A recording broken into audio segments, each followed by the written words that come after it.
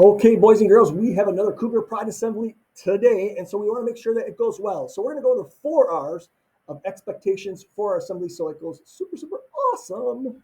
The first R is respect. We want to respect everyone's space. So if you notice, these kids are sitting crisscross applesauce with their hands in their lap. We want to keep our hands and feet to ourselves. Also, we want to make sure that we are sitting on our pockets. We don't want to be standing. We don't want to be kneeling because then people behind us won't be able to see. The second R is responsibility. We want you to be responsible. And the way you can do that is we want to keep our voice levels at a 0. And the reason being is it's super loud in there, and some kids really, really, really have a hard time with loud noises. So when it comes time for cheering, we're going to do that silent cheer where you shake your hands above your head.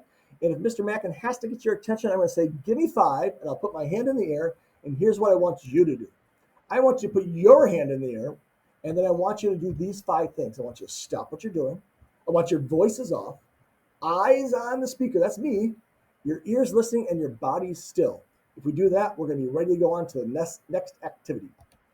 The third R is right choices. When you come into the gym, we want you to follow your teacher's directions. It's a lot of kids. We have to get you to the right place. So don't be waving at your friends and stuff. Make sure you're following the teacher's lead.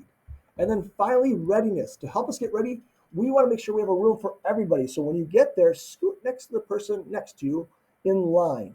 I don't want you touching them, but be right next to them so we have enough room for everybody. Finally, when you come into that cafeteria, we want you to line up pre-K in front, then kindergarten, first, second, third, fourth, and fifth. And that way everyone will be able to see because the shortest will be in the front and the tallest will be in the back. With that, let's show that Cougar Pride. Let's have a great time. Thank you for your help.